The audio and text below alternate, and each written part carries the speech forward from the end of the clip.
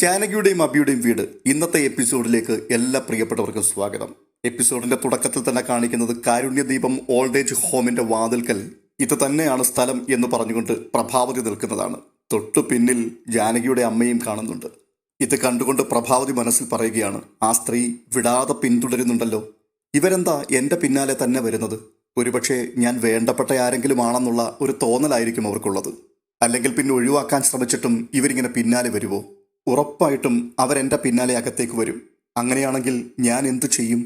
ഇത്രയും ദൂരം വന്നിട്ട് തിരികെ വീട്ടിൽ ചെന്ന് കയറാനും പറ്റില്ല. ഈ സമയത്ത് ജാനകിയുടെ അമ്മ പ്രഭാവതിയുടെ അടുത്തേക്ക് നടന്നെത്തിക്കഴിഞ്ഞു. അപ്പോൾ പ്രഭാവതി പറയുകയാണ്, ഇനി പൊയ്ക്കൂടെ? ഞാൻ അന്വേഷിച്ചു വന്ന സ്ഥലം ഇതാണ്. നിങ്ങളെ അവരകത്തേക്ക് കടത്തിവിടില്ല. ഇനിയുള്ള കാലം ഇവിടെ കഴിയാമെന്ന പ്രതീക്ഷയോടെയാണ് ഞാൻ വന്നത്. ദയവ് ചെയ്ത് നിങ്ങളതില്ലാതെയാക്കരുത്.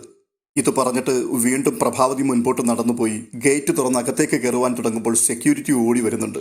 എന്നിട്ട് അയാൾ ചോദിക്കുകയാണ്, വിസിറ്ററാണോ? അതെ, എൻ്റെ അമ്മ ഇവിടെയുണ്ട്, അമ്മയൊന്ന് കാണാൻ വന്നതാ. ആ ശരി, ഓഫീസിൽ റിസപ്ഷനിൽ പറഞ്ഞാൽ മതി എന്ന് പറഞ്ഞ് പ്രഭാവതിയെ അയാൾ അകത്തേക്ക് കയറ്റുകയാണ്. കൂട്ടത്തിൽ ജാനകിയുടെ അമ്മയും കയറുവാൻ തുടങ്ങുമ്പോൾ സെക്യൂരിറ്റി ചോദിക്കുന്നുണ്ട്, അതെ, ഇവർ നിങ്ങളുടെ കൂടെ വന്നതാണോ? അല്ല, അവർക്കെന്തോ കേൾവി പ്രശ്നമുണ്ടെന്ന് തോന്നുന്നു. ചോദിക്കുന്നതിനൊന്നും മറുപടി പറയുന്നില്ല. ഒന്ന് വേണ്ടപ്പെട്ടവരെ വിവരമറിയിച്ചിരുന്നെങ്കിൽ നല്ലതായിരുന്നു. ബന്ധുക്കൾ വന്ന് കൂട്ടിക്കൊണ്ടു പോയിക്കോളുമല്ലോ. കണ്ടിട്ട് മുഖം തിരിച്ചു പോകാനും തോന്നുന്നില്ല. അപ്പോൾ സെക്യൂരിറ്റി, വേണ്ടതുപോലെ ഞാൻ ചെയ്തുകൊള്ളാം, ഇതൊക്കെ ഇവിടെ പതിവ് കാര്യങ്ങളാണ്. ഇത് പറഞ്ഞിട്ട് രാധാമണിയോട് ചോദിക്കുകയാണ്, അമ്മ എവിടെ പോകാൻ വന്നതാ? വഴിതെറ്റിപ്പോയതാണെങ്കിൽ ബന്ധുക്കളെ വിളിച്ച് കാര്യം പറയാം. ബന്ധുക്കളുടെ ആരുടെയെങ്കിലും ഫോൺ നമ്പർ അറിയുമോ? എന്തെങ്കിലും ഒന്ന് പറയാമേ. എന്തെങ്കിലും പറഞ്ഞാലല്ലേ സഹായിക്കാൻ പറ്റൂ. ഇവിടെ അകത്തേക്ക് പ്രവേശനമില്ല. ഇതെല്ലാം ചോദിച്ചിട്ടും രാധാമണി മൗനമായി നിൽക്കുമ്പോൾ അയാൾ പറയുകയാണ്, ഷെടാ, ഇതെന്താണ് ഇങ്ങനെ? അമ്മ ഇവിടെ ആരെയെങ്കിലും കാണാൻ വന്നതാണോ? എന്നിട്ടും മറുപടി ഇല്ലാതെ വന്നപ്പോൾ അയാൾ പറയുകയാണ്, എന്തോ തകരാറുണ്ട്. ഇറങ്ങിറങ്ങ്, പുറത്തേക്കിറങ്ങ്. ഇത് പറഞ്ഞുകൊണ്ട് രാധാമണിയെ അയാൾ ഗേറ്റിന് പുറത്താക്കി ഗേറ്റ് അടച്ചിട്ട് മടങ്ങിപ്പോവുകയാണ്. പക്ഷേ ആ ഗേറ്റിന്റെ വാതിൽക്കൽ തന്നെ പ്രഭാവതിയെ നോക്കിക്കൊണ്ട് രാധാമണി അങ്ങനെ നിൽക്കുകയാണ്. തുടർന്ന് കാണുന്നത് അമ്മയെ കാണുവാനില്ല എന്ന് പറഞ്ഞ് പോലീസ് സ്റ്റേഷനിൽ പരാതി കൊടുത്തിട്ട് പുറത്തേക്ക് ഇറങ്ങി വരുന്ന അബിയെയും ജാനകിയെയും വക്കീൽ സക്കീർ ഹുസൈനുമാണ്. ഈ സമയത്ത് ജാനകി അബിയോട് പറയുന്നുണ്ട്, അബിയേട്ടാ, അമ്മയെ തട്ടിക്കൊണ്ടുപോയതാണ് എന്നുള്ള പരാതി കൊടുത്താൽ മതിയായിരുന്നു. അമ്മയെ കാണാതെ പോയതാണെന്ന് പറയണ്ടായിരുന്നു. ആ ഉദ്യോഗസ്ഥൻ പറഞ്ഞു കേട്ടില്ലേ, നമ്മുടെ അനാസ്ഥ കൊണ്ട് സംഭവിച്ചതാണെന്ന്. അയാള് അത്ര ഗൗരവത്തിൽ ഇതെടുത്തിട്ടില്ല. അപ്പോൾ അബി, ജാനകി, അമ്മയെ തട്ടിക്കൊണ്ടുപോയതാണ് എന്ന് പറഞ്ഞാൽ അതിനുള്ള റീസൺ കൂടി നമ്മൾ പറയേണ്ടി വരും. സംശയം തോന്നാതെ ഒരാളെ വീട്ടിൽ നിന്ന് തട്ടിക്കൊണ്ടുപോയതാണെന്ന് പറയാൻ പറ്റുമോ? നമ്മൾ സംശയിക്കുന്നയാളുടെ പേര് പറയണ്ടേ? ഞാൻ മേരിയമ്മയെ വിളിച്ച് വിവരങ്ങൾ ചോദിച്ചു. അമ്മ സിറ്റൗട്ടിലേക്ക് നോക്കി ഒരേ ഇരിപ്പായിരുന്നു എന്നാണ് പറഞ്ഞത്. അപ്പോൾ ജാനകി, അബിയേട്ടാ, തമ്പി തന്നെയാണ് ഇതിൻ്റെ പിൻപിൽ. അയാളാണ് അമ്മയെ കടത്തിക്കൊണ്ടുപോയിരിക്കുന്നത്. ഇനി എനിക്ക് എൻ്റെ അമ്മയെ കാണാൻ പറ്റില്ല. അയാൾ എൻ്റെ അമ്മയെ കൊന്നുകളയും. ശവം പോലും എനിക്ക് കാണാൻ കിട്ടില്ല. ഒന്നും അറിഞ്ഞതായി തമ്പി ഭാവിക്കുകയുമില്ല. അമ്മയെ കണ്ടെത്തിയതായി എല്ലാവരെയും അറിയിച്ച എൻ്റെ വാക്കിന് ഇനി എന്തു വിലയാണുള്ളത്? ഉടനെ അബി സക്കീർ ഹുസൈനോട് പറയുകയാണ്, സക്കീർ ഭായി, തമ്പിയുടെ നീക്കങ്ങൾ ഓരോന്നോരോന്നായി നിരീക്ഷിക്കണം. ജാനകിയുടെ വാക്കുകൾ നമ്മൾ അങ്ങനെ തള്ളിക്കളയാൻ പാടില്ല. അത് ഞാൻ ചെയ്യാം അബി. അപ്പോൾ വീണ്ടും അബി പറയുകയാണ്, വീട്ടിൽ CCTV ഇല്ലാതെ പോയത് വലിയ മണ്ടത്തരമായി പോയി. പോലീസ് ആദ്യം ചോദിച്ചത് അതാണ്. അവിടെ ചെന്ന് കയറിയപ്പോൾ ആദ്യം ചെയ്യേണ്ടത് CCTV വെക്കുകയായിരുന്നു. അതിന് വക്കീല് പറയുകയാണ്, ഇനിയിപ്പോൾ അതൊന്നും പറഞ്ഞിട്ട് കാര്യമില്ലല്ലോ അബി. ഞാൻ ആ കാര്യം അങ്ങ് മറന്നുപോവുകയും ചെയ്തു. ഈ സമയത്ത് വിങ്ങിപ്പൊട്ടി കരഞ്ഞുകൊണ്ട് നിൽക്കുന്ന ജാനകിയോട് വീണ്ടും അബി പറയുകയാണ്, ജാനകി, നീ സമാധാനമായിരിക്കും, നീ കരയാതെ, നമുക്ക് അമ്മയെ കണ്ടെത്താം, വാ എന്ന് പറഞ്ഞ് ചേർത്ത് പിടിച്ചുകൊണ്ട് നടന്നു പോവുകയാണ്. പിന്നീട് കാണുന്നത് ഓൾഡ് ഏജ് ഹോമിലേക്ക് എത്തിയ പ്രഭാവതിയെ സുമംഗലാമ്മ വന്ന് കാണുന്ന കാഴ്ചയാണ്. ഒരു ഞെട്ടലോടെ പ്രഭാവതിയുടെ മുഖത്തേക്ക് നോക്കിക്കൊണ്ട് സുമംഗല ചോദിക്കുകയാണ്, പ്രഭാവതി, സത്യമാണോ നീ ഈ പറയുന്നതൊക്കെ? അമ്മയോട് ഞാനെന്തിനാണ് കള്ളം പറയുന്നത്? ഇനിയുള്ള കാലം ഇവിടെ അമ്മയ്ക്കൊപ്പം കഴിയാനാണ് ഞാനിവിടേക്ക് വന്നത്. അമ്മ ഇവിടെ ഉള്ളത് കൊണ്ട് എനിക്ക് എളുപ്പത്തിൽ പ്രവേശനം കിട്ടി. വരുന്ന വഴിക്ക് ഞാൻ നളിനിയെ വിളിച്ചിരുന്നു. നളിനിയാണ് എനിക്ക് വേണ്ടി ശുപാർശ ചെയ്തത്. നമ്മുടെ രണ്ടുപേരുടെയും ചിലവിനുള്ള പൈസ ഞാനിവിടെ അടയ്ക്കാമെന്ന് പറഞ്ഞു. അപ്പോഴാണ് അറിഞ്ഞത് അമ്മയുടെ പേരിൽ ആരോ ഇവിടേക്ക് 10 ലക്ഷം രൂപ കൊടുത്തിട്ടുണ്ടെന്ന്. വിശ്വൻ എന്നുള്ളൊരു പേരാണ് പറഞ്ഞത്. പക്ഷേ നളിനി പറയുന്നത് അബിയാണ് ആ പൈസ കൊടുത്തതെന്നാണ്. അമ്മയ്ക്ക് വിശ്വൻ എന്ന് പറയുന്ന ഒരാളിനെ അറിയുമോ? എനിക്കറിയില്ല. നല്ല റൂം എനിക്ക് തന്നിട്ട് ആ സ്ത്രീ എന്നോടും വിശ്വൻ എന്നുള്ള പേരാണ് പറഞ്ഞത്. അവനോട് അമ്മയുടെ കാര്യം ഞാൻ പറഞ്ഞിരുന്നു. മറ്റാരുടെയോ പേരിൽ അവനാണ് ഇത് ചെയ്തത്. അമ്മയുടെ കാര്യത്തെപ്പറ്റി അഭി മാത്രമാണ് ഇതുവരെ എന്നോട് ചോദിച്ചിട്ടുള്ളത്. മുത്തശ്ശി എന്നൊരു വാക്ക് അവിടെ മറ്റാരും പറഞ്ഞ് ഞാൻ കേട്ടിട്ടില്ല. പിന്നെ ആകെ പറഞ്ഞു കേൾക്കാറുള്ളത് പൊന്നുവിൻ്റെ വായിൽ നിന്നാണ്. മുത്തശ്ശി എപ്പോഴാണ് വരുന്നതെന്ന് അവൾ എപ്പോഴും ചോദിക്കും. ഞാനിതൊക്കെ പറയുമ്പോൾ അമ്മ പറയാൻ പോകുന്നത് അമ്മയുടെ അവസ്ഥ അറിഞ്ഞിട്ട് സന്തോഷിക്കാനായിരിക്കും അവരിതൊക്കെ ചോദിക്കുന്നതെന്നാ. പെട്ടെന്ന് സുമംഗലാമ്മ ചോദിക്കുക, അതുപോട്ടെ, നീ ഇവിടെ പണമടച്ചോ? ആ, കയ്യിലുണ്ടായിരുന്നത് അടച്ചു. നീ എന്ത് വിഡ്ഢിത്തമാണ് പ്രഭയെ കാണിച്ചത്? മക്കളോടുള്ള വാശിക്ക് അവരെ ഒരു പാഠം പഠിപ്പിക്കാൻ വേണ്ടിയാണ് നീ ഇറങ്ങിത്തിരിച്ചതെന്ന് എനിക്ക് മനസ്സിലായി. നിന്റെ മക്കൾ പിന്നാലെ വന്ന് നിന്റെ കയ്യും കാലും പിടിച്ച് നിന്നെ കൂടെ കൊണ്ടുപോകുമെന്ന് എനിക്ക് നന്നായിട്ടറിയാം. നിന്റെ ആവശ്യം ഇനിയാണ് അവർക്ക് വേണ്ടത്. അമ്മേ, അവർ വേറൊരു ജോലിക്കാരിയെ വെച്ചോളും. എന്നെക്കൊണ്ട് അവർക്കിനി വേറെന്താണ് ആവശ്യമുള്ളത്? പ്രഭാവതി, 2 മക്കളുടെ പേര് ഇതുവരെ കഴിഞ്ഞിട്ടില്ല. ആ കാലമൊക്കെ പോയമ്മേ. പൈസ കൊടുത്താൽ ആരെയാണ് ഈ കാലത്ത് കിട്ടാത്തത്? പ്രഭാവതി, നീ അവിടെ നിന്ന് ഇറങ്ങുമെന്ന് ഒരിക്കലും ഞാൻ കരുതിയില്ല. നാളെ നിന്റെ ഗതി ഇത് തന്നെയാകുമെന്ന് ഞാൻ പറഞ്ഞിരുന്നെങ്കിലും അങ്ങനെ ഒരു അവസ്ഥ നിനക്കുണ്ടാവില്ല എന്ന് എനിക്കറിയാമായിരുന്നു. എപ്പോഴായാലും എന്നെ ഇവിടെ നിന്ന് തിരികെ കൂട്ടിക്കൊണ്ടുപോകുവാൻ നീ ഇവിടെ വരുമെന്നായിരുന്നു ഞാൻ കരുതിയിരുന്നത്. പക്ഷേ ഇപ്പോൾ നീ തന്നെ ഇങ്ങോട്ടേക്ക് വന്നു. ഇത് നിന്റെ കഴിവുകേടെന്നല്ലാതെ ഞാൻ എന്തു പറയാനാ? എന്നെ കൊണ്ടുവിട്ടതുപോലെ തമ്പിയുടെ മോള് നിന്നെ ഉപേക്ഷിക്കാൻ ധൈര്യം കാണിക്കില്ല. അമ്മ എന്തറിഞ്ഞിട്ടാണ് ഇത് സംസാരിക്കുന്നത്? ഞാൻ അമ്മയോടത് പറയാതിരുന്നതാണ്. എനിക്ക് അമ്മയോട് പറയുവാൻ ലജ്ജയുണ്ട്. എന്റെ മുഖത്തടിക്കാൻ അവൾ കൈ ഉയർത്തി.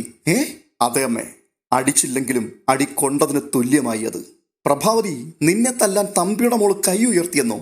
നാണമുണ്ടോ നിനക്കിത് എന്നോട് പറയാൻ? നീ ആ കൈവെട്ടി താഴെയിടണമായിരുന്നു. അമ്മേ, എന്റെ ജീവിതം കെട്ടടങ്ങി. ഇനി അവളുടെ കാലമല്ലേ. അടി കിട്ടാതിരുന്നത് ഭാഗ്യമെന്നാണ് ഞാൻ കരുതുന്നത്. അടി കിട്ടിയിറങ്ങിയെന്ന് പറയണ്ടല്ലോ. ഇന്ന് കാണുന്നതൊന്നും നാളെ ഉണ്ടാവില്ലമ്മേ. ഒരു പുസ്തകത്തിലെ പേജ് മറിക്കുന്നത് പോലെ മാത്രമേ ഉണ്ടാവുകയുള്ളൂ മനുഷ്യന്റെ ജീവിതം. എന്തായാലും ഒരു കാര്യത്തിൽ എനിക്ക് സന്തോഷമുണ്ട്. നമ്മളിൽ ഒരാൾ ഈ ലോകത്ത് നിന്ന് പോകുന്നതിന് മുൻപ് അമ്മയുടെ കൂടെ കഴിയാനുള്ള ഭാഗ്യം എനിക്കുണ്ടായല്ലോ. ഇവർ ഇത് സംസാരിച്ചു കൊണ്ട് നിൽക്കുന്ന സമയത്ത് പെട്ടെന്ന് നളിനി വന്നിട്ട് പറയുകയാണ്, പ്രഭാവതി അമ്മ വന്നേ, മാഡം കാണണമെന്ന് പറയുന്നുണ്ട്. ഉടനെ പ്രഭാവതി സുമംഗലാമ്മയോട് പറയുകയാണ്, അമ്മ റൂമിലേക്ക് പോയിക്കോളൂ, ഞാനിപ്പോൾ വരാം. ഇത് പറഞ്ഞിട്ട് നളിനിയുടെ പിന്നാലെ ബാഗും എടുത്തുകൊണ്ട് അവർ പോവുകയാണ്. തുടർന്ന് കാണുന്നത് അളകാപുരിയിലെ കാഴ്ചയാണ്. അപർണ ഒരു സ്വസ്ഥതയില്ലാതെ അങ്ങോട്ടും ഇങ്ങോട്ടും നടക്കുകയാണ്. ഈ സമയത്ത് പെട്ടെന്ന് ഡിറ്റക്റ്റീവ് പശുപതിയുടെ കോള് അപർണയുടെ ഫോണിലേക്ക് വരുന്നുണ്ട്. അപർണ ഫോൺ എടുത്തിട്ട്, പറ, നിങ്ങൾ ആ സ്ഥലം കണ്ടെത്തിയോ എന്ന് ചോദിക്കുമ്പോൾ, ക്ഷമിക്കണം മാഡം, അതിവിദഗ്ധമായിട്ട് അവരെന്നെ കബളിപ്പിച്ചിട്ട് മറ്റൊരു വണ്ടിയിൽ കയറിപ്പോയി. പെട്ടെന്ന് പൊട്ടിത്തെറിച്ചുകൊണ്ട് അപർണ ചോദിക്കുകയാണ്, നാണമില്ലേടോ തനിക്കിത് എന്നോട് പറയാൻ? അതിവിദഗ്ധമായി പോലും. അതൊക്കെ തൻ്റെ മനസ്സിലിരുന്നാൽ മതി, അപർണയെടുത്ത് വേണ്ട. അയ്യോ മാഡം, ഞാൻ സത്യമാണ് പറഞ്ഞത്. അഭിറാമിന്റെ കാറിന്റെ പിന്നാലെ തന്നെ ഞാനുണ്ടായിരുന്നു. പിന്നെന്താടൂ, ആ കാർ അങ്ങ് മാഞ്ഞു പോയോ പെട്ടെന്ന്? താനീ പറയുന്നതൊക്കെ വെറും പച്ച കള്ളങ്ങളാണ്. മദ്യപിച്ചിട്ടില്ലേ താനിപ്പോൾ? അയ്യോ, അങ്ങനെ പറയല്ലേ മാഡം. ഞാനൊരു പണി ഏറ്റെടുത്താൽ രാത്രിയെന്നോ പകലെന്നോ ഇല്ലാതെ നിർത്തടൂ. ഇനി താനിത് പറയരുത്. ഇതൊക്കെ ഞാൻ കുറെ കേട്ടതാ. മാഡം, ആരും കരുതുന്നത് പോലെ അല്ല അഭിറാം. അവന് 10 തലയുടെ ബുദ്ധിയാ. അവൻ ബുദ്ധിരാക്ഷസനാണ് മാഡം. തൻ്റെ തലയ്ക്കകത്ത് കളിമണ്ണും. എന്നെ പറഞ്ഞാൽ മതിയല്ലോ. കണ്ട ഡിറ്റക്റ്റീവ് കഥകളും നോവലും വായിച്ചുകൊണ്ട് കോമാളി വേഷം കെട്ടി അങ്ങ് ഇറങ്ങിക്കോളും. എടൂ, തൻ്റെ ആവശ്യം ഇനി എനിക്കില്ല. താനൊരു മരത്തലേനാ. എൻ്റെ കയ്യിൽ നിന്ന് താൻ വാങ്ങിയ മുഴുവൻ തുകയും 1 മണിക്കൂറിനുള്ളിൽ എൻ്റെ അക്കൗണ്ടിൽ എത്തിയിരിക്കണം. അയ്യോ മാഡം, അയ്യോ, ഒരവസരം കൂടി എനിക്ക് തരണം മാഡം. ദേ, എല്ലാവരെയും കബളിപ്പിക്കുന്നത് പോലെ എന്നെ കളിപ്പിക്കാമെന്ന് കരുതിയോ താൻ? എന്താടൂ തൻ്റെ ശരിക്കുമുള്ള പേര്? അയ്യോ മാഡം, എൻ്റെ ശരിക്കുമുള്ള പേര് ദേ എന്നോട് പറഞ്ഞില്ലെങ്കിലേ താനത് പോലീസിനോട് പറയേണ്ടി വരും. മാഡം, അത് പീതാംബരൻ, ഓടനാവട്ടം പീതാംബരൻ. എടോ മരത്തലയാ. തനിക്ക് ഞാൻ ഒരവസരം കൂടി തരാം. Thank you madam, thank you. അതെ, തനിക്ക് ഞാൻ തരുന്ന അവസരം എൻ്റെ പണം എൻ്റെ അക്കൗണ്ടിലേക്ക് ഇടാനാ. ഇത് കേട്ടിട്ട് പീതാംബരനൊന്ന് ഞെട്ടുകയാണ്. എന്നിട്ട് ഹലോ ഹലോ എന്ന് പറയുമ്പോഴേക്കും അപർണ ഫോൺ കട്ട് ചെയ്ത് കഴിഞ്ഞു. അപ്പോൾ അയാൾ പറയുകയാ, ഷോ, ഞാൻ കയറി പിടിച്ചത് പുലിവാലിലായല്ലോ. ഉടനെ അപർണ സ്വയം പറയുകയാണ്, ഷോ, എനിക്ക് എപ്പോഴാണോ ഇങ്ങനൊരു ഐഡിയ തോന്നിയത്? ഇത് പുറത്ത് പറയുന്നത് തന്നെ നാണക്കേടാ. പെട്ടെന്ന് താൻ തിരിഞ്ഞു നോക്കുമ്പോൾ തൻ്റെ അച്ഛൻ കയറി വരുന്ന കാഴ്ചയാണ് കാണുന്നത്. ഉടനെ മനസ്സിൽ പറയുകയാണ്, ഓഹോ, അടുത്ത അവതാരം വരുന്നുണ്ട്. ഉടനെ വിശ്വനാഥൻ തമ്പി ചോദിക്കുകയാണ്, എന്താടി മോളെ നീ പറഞ്ഞത്? അല്ല, അച്ഛൻ ദൈവത്തിൻ്റെ അവതാരമാണെന്ന് ഞാൻ പറയുകയായിരുന്നു. അല്ല, അച്ഛൻ ആകെ ഒന്ന് ഉടഞ്ഞതുപോലെയുണ്ടല്ലോ. ആരോ കൈകാര്യം ചെയ്തതുപോലെ ഉണ്ട്. ഇങ്ങനെയാണോടി മോളെ അച്ഛനോട് സംസാരിക്കുന്നത്? നിന്റെ അമ്മ വീട്ടിലില്ലാത്തത് കൊണ്ട് ഉറക്കം തീരെയില്ല. പറഞ്ഞ് ഫലിപ്പിക്കാൻ അച്ഛനാളും മിടുക്കനാണെന്ന് എനിക്ക് നന്നായിട്ടറിയാം. വല്ല കേസും ഒഴിവാക്കാൻ വയ്യാതെ വന്നാൽ പനി പിടിച്ച് വീട്ടിലാണെന്ന് പറയുന്ന കക്ഷിയാ അച്ഛൻ. അച്ഛാ, 2 സംഭവങ്ങൾ നടന്നിട്ട് അച്ഛൻ എന്തെങ്കിലും വിവരം കിട്ടിയോ? മോളെ പ്രഭ നേരെ ചെന്ന് കയറിയത് കാരുണ്യദീപത്തിലേക്ക് തന്നെയാ. അല്ല, അച്ഛൻ ആരെയൊക്കെയോ അങ്ങോട്ടേക്ക് അയച്ചല്ലോ. മോളെ അതിനു മുമ്പ് പ്രഭ അവിടെ ചെന്ന് കയറി കഴിഞ്ഞു. സ്വാഭാവികം. അച്ഛനെ സംബന്ധിച്ച് വേറെന്തു പറയാനാ? അല്ല, അബിയും ജാനകിയും പോയ സ്ഥലം കണ്ടെത്തിയോ? അതിന് കഴിഞ്ഞില്ലടി മോളെ. അതാ വീണ്ടും സ്വാഭാവികം. അവൻ അപകടം മുൻപുകൂട്ടി കണ്ട് ഒരു തരികിട പണി കാണിച്ചു. അത് അബിയുടെ ബുദ്ധി. എടി മോളെ, ആ ഫോട്ടോ ഇവിടെ ഉണ്ടോ? അതോ അബി പോയപ്പോൾ അതും കൂടെ കൊണ്ടുപോയോ? എനിക്കറിയില്ല, ഞാൻ കണ്ടിട്ടില്ല. അത് എന്നെ ഒന്ന് കാണിച്ചു തരാൻ പറ്റുമോടി മോളെ? ഇവിടെ ഇപ്പോൾ ആരുമില്ലല്ലോ, നീ ഒന്നുവാ. ഷോ, റൂം ലോക്ക് ചെയ്തിട്ടാണ് അവർ പോയിരിക്കുന്നത്. വാതിലിനി ഞാൻ കുത്തിപ്പൊളിക്കണോ? ഇനി അതിൻ്റെ പഴി കൂടെ മാത്രമേ കേൾക്കാനുള്ളൂ. ഇപ്പൊ തന്നെ ഞാൻ കള്ളിയാ. എടി മോളെ, നീ ഇങ്ങനെ ചൂടാകാതെ. അച്ഛാ, ജാനകിയുടെ താമസ സ്ഥലം കണ്ടുപിടിക്കുന്നതൊന്നും അല്ല അച്ഛന് താല്പര്യമുള്ള കാര്യം. അബി കൊണ്ടുവന്ന ഫോട്ടോ കാണാൻ വേണ്ടിയാ. എടി മോളെ, ഞാൻ പറഞ്ഞില്ലേ, ആ വക്കീൽ എന്നെ പഴയ കാലത്തെ എൻ്റെ ഫോട്ടോ കാണിച്ചു. അത് തന്നെയാണ് അബി വലുതാക്കി കൊണ്ടുവന്നിരിക്കുന്നത്. എനിക്കെതിരെ ഒരു വലിയ ഗൂഢാലോചന നടക്കുന്നുണ്ടടി മോളെ. നമ്മളിപ്പോൾ വളരെ കരുതലോടുകൂടി ഇരിക്കേണ്ട സമയമാണ്. എൻ്റെ ഫോട്ടോ ആരെയോ കാണിക്കാനുള്ള നീക്കമാണ്. ആരെ കാണിച്ചാൽ അച്ഛൻ എന്താ? അച്ഛനല്ലാതെയാവുമോ? ഞാൻ കണ്ടത് അച്ഛൻ്റെ ഫോട്ടോ അല്ലെന്ന് പറഞ്ഞില്ലേ? എടി മോളെ, ഒരു വഴിയുണ്ട്. നീ വീട്ടിലേക്ക് വാ. എന്റെയും വസുന്ധരയുടെയും കല്യാണ ആൽബം നോക്കിയാൽ നിനക്ക് മനസ്സിലാവും നീ കണ്ടത് എൻ്റെ ചിത്രം തന്നെയാണോ അല്ലയോ എന്ന്. അച്ഛാ, നമുക്ക് ആവശ്യമില്ലാത്ത കാര്യങ്ങളുടെ പിന്നാലെ നടക്കാതെ ഇവിടുന്ന് പോയ സ്ത്രീയെ കാരുണ്യദീപത്തിൽ നിന്നും പുകച്ച് പുറത്തു ചാടിക്കാനുള്ള കാര്യം നോക്ക്. വിലപ്പിടിപ്പുള്ള ആഭരണങ്ങളുമായിട്ടാണ് അവരിവിടുന്ന് പോയിരിക്കുന്നത്. അച്ഛൻ്റെ കല്യാണ ആൽബം നോക്കി സന്തോഷിക്കാനുള്ള സമയമല്ല എനിക്കിപ്പോൾ. അതെ, വെഡിങ് ആനിവേഴ്സറിക്ക് ആകട്ടെ. എന്തെങ്കിലും ചെയ്യാൻ പറ്റുമെങ്കിൽ അച്ഛൻ ചെയ്. അച്ഛന് നല്ല ക്ഷീണമുണ്ട്. ഞാൻ കടുപ്പത്തിലൊരു ചായ ഇട്ടുകൊണ്ട് വരാം. ഇത് പറഞ്ഞിട്ട് അപർണ അടുക്കളയിലേക്ക് പോകുമ്പോൾ തമ്പി പെട്ടെന്ന് സൂര്യനാരായണന്റെ ഫോട്ടോയിലേക്ക് നോക്കുകയാണ്. അപ്പോൾ സൂര്യനാരായണൻ സംസാരിക്കുകയാണ്. എന്താടാ തമ്പി, നീ ഓട്ടം തുടങ്ങിയോ? പെട്ടെന്ന് ഇതിനെ വലിച്ചെടുത്ത് ദൂരെ എറിയാൻ ഇനിയും സമയമായില്ലേ എന്ന് ചോദിച്ചുകൊണ്ട് തമ്പി ചാടി എഴുന്നേൽക്കുമ്പോൾ സൂര്യനാരായണൻ പൊട്ടിച്ചിരിക്കുകയാണ്. അത് കണ്ടിട്ട് ദേഷ്യത്തോടെ തമ്പി അവിടുന്ന് നടന്നു നീങ്ങുകയാണ്.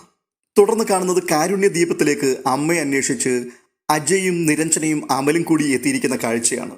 അവരവിടെ നിൽക്കുമ്പോൾ നളിനി അവിടേക്ക് വരുന്നുണ്ട്. എന്നിട്ട് നളിനി പറയുകയാണ്, അമ്മയെ കാണാൻ നിൽക്കണ്ട, നിങ്ങളോട് പൊയ്ക്കൊള്ളാൻ പ്രഭാവതി അമ്മ പറഞ്ഞു. ഉടനെ അമല് പറയുകയാണ്, നളിനി ചേച്ചി ചെന്നിട്ട് അമ്മയെ ഒന്ന് പറഞ്ഞു മനസ്സിലാക്ക്. ഇല്ലെങ്കിൽ അമ്മയുടെ അടുത്തേക്ക് ഞങ്ങളെ ഒന്ന് കൊണ്ടുപോയാലും മതി. അങ്ങോട്ട് നിങ്ങളെ കൊണ്ടുപോകാൻ അനുവാദമില്ല. അമ്മയാണെങ്കിൽ വരുന്നൊരു ലക്ഷണവുമില്ല. നിങ്ങൾ ഇപ്പോൾ പൊയ്ക്കൊള്ളൂ. 2 ദിവസം കഴിഞ്ഞിട്ട് വീണ്ടും വാ. അപ്പോഴേക്കും പ്രഭാവതി അമ്മയുടെ മനസ്സൊന്ന് തണുക്കും. അപ്പോൾ നിങ്ങൾ സംസാരിക്കേ. ഉടനെ നിരഞ്ജന, നളിനിയേച്ചി, ഞങ്ങൾക്ക് അങ്ങനെ പോകാൻ പറ്റില്ല.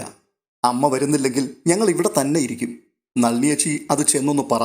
അപ്പോൾ അജയ്, വീട്ടിൽ നിന്നും ഇറങ്ങിപ്പോന്നിരിക്കുന്നത് ഞങ്ങളുടെ അമ്മയാണ്. എന്തിനാണ് ഇറങ്ങിപ്പോകുന്നതെന്ന് ഞങ്ങളൊന്ന് അറിയണ്ടേ? ഞങ്ങളെ ഒന്ന് കാണാൻ പോലും അമ്മ കൂട്ടാക്കാതിരുന്നാൽ ഞങ്ങൾ പോവില്ല. അമ്മ വീട്ടിൽ നിന്നും ഇറങ്ങിപ്പോകാനുള്ള കാരണം അത് ഞങ്ങൾക്ക് അറിഞ്ഞേ പറ്റൂ. ഇത് അജയ് പറഞ്ഞുകൊണ്ട് നിൽക്കുമ്പോൾ പെട്ടെന്ന് പ്രഭാവതി അവിടേക്ക് വരികയാണ്. ഒപ്പം സുമംഗലാമ്മയുമുണ്ട്. പ്രഭാവതി ചോദിക്കുകയാണ്, ഇക്കണ്ട കാലം മുഴുവൻ ഞാൻ ആ വീട്ടിൽ എങ്ങനെയാണ് കഴിഞ്ഞതെന്ന് നിങ്ങൾ അന്വേഷിച്ചിട്ടുണ്ടോ? പെട്ടെന്ന് അമ്മയെന്ന് വിളിച്ചുകൊണ്ട് അജയ് മുൻപിലേക്ക് ചെല്ലുമ്പോൾ, നിങ്ങൾക്ക് വേണ്ടത് അമ്മയല്ല, വേലക്കാരിയാണ്. വീട്ടുജോലിക്കാരി ഇല്ലാതെ പോയപ്പോൾ അന്വേഷിച്ചു വന്നിരിക്കുന്നു എല്ലാവരും. ഞാൻ ആ വീട്ടിലെ പണി അങ്ങ് വേണ്ടെന്ന് വെച്ചു. അപ്പോൾ അജയ്, അമ്മ എന്തമ്മ ഇങ്ങനെയൊക്കെ പറയുന്നത്? അമ്മ അവിടുത്തെ വീട്ടുജോലിക്കാരിയാണെന്ന് ആരാ പറഞ്ഞത്? ആരും അങ്ങനെ പറഞ്ഞിട്ടില്ല. അമ്മയെക്കൊണ്ട് ആരെങ്കിലും അങ്ങനെ പറയിപ്പിച്ചതാണോ? അമ്മ സ്വയം അവിടുത്തെ ജോലികളൊക്കെ ഏറ്റെടുത്തതല്ലേ? ഉടനെ അമല് പറയുകയാണ്, അമ്മ ഞങ്ങളുടെ കൂടെ വരണം. അമ്മ വരാതെ ഞങ്ങൾ പോവില്ല. അല്ലെങ്കിൽ അമ്മയുടെ കൂടെ ഇവിടെ ഞങ്ങളും കഴിഞ്ഞോളാം. ഉടനെ പ്രഭാവതി, നിങ്ങളെ ഇവിടെയുള്ളവരിവിടെ നിർത്തുമെങ്കിൽ നിങ്ങൾക്കിവിടെ താമസിക്കാം. അതിന് ഞാനെന്തു വേണം? അത് കേട്ടിട്ട് സുമംഗലാമ്മ പറയുകയാണ്, കൊച്ചുമക്കൾ അമ്മയെ കൊണ്ടുപോകാൻ വന്നിരിക്കുക. എടുത്തു വളർത്തിയ മുത്തശ്ശിയെ ഒന്നും നോക്കുക പോലും ചെയ്തിട്ടില്ല. പ്രഭാവതി, നിന്റെ വിധി തീർന്നിട്ടില്ല. ഇവരുടെ മക്കൾ നിന്നോടും ഇത് തന്നെ ചെയ്യും. ഉടനെ അജയ് പറയുക, ദേ മുത്തശ്ശി, ഇതിനിടെ കുത്തിത്തിരിപ്പുണ്ടാക്കാൻ നോക്കരുത്. ഞങ്ങളുടെ അമ്മയോടാ സംസാരിക്കുന്നേ. അതേടാ, ഇതിനിടയിൽ എനിക്കെന്താ കാര്യം? നിങ്ങൾക്ക് ഞാൻ അന്യയായൊരു സ്ത്രീ.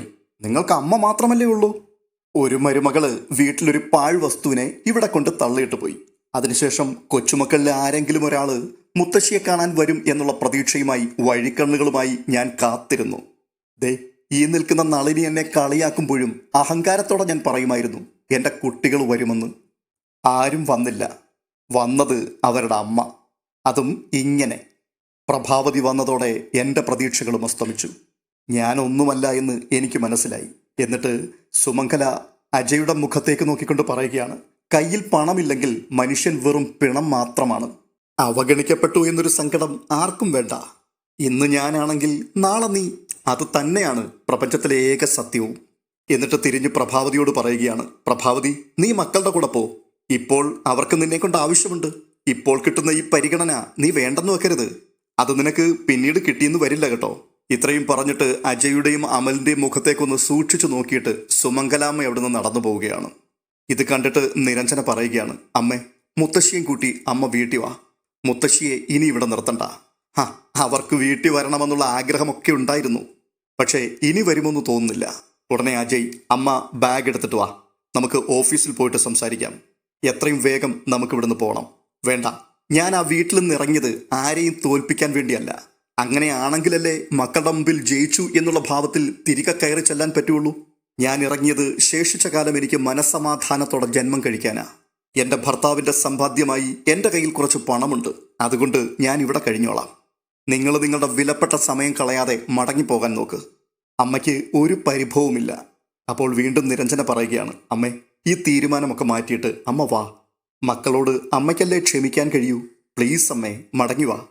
അമ്മ തിരികെ വരണം. അമ്മ പണ്ട് എങ്ങനെ കഴിഞ്ഞോ അതുപോലെ തന്നെ ഞാൻ അമ്മയെ നോക്കിക്കൊള്ളാം.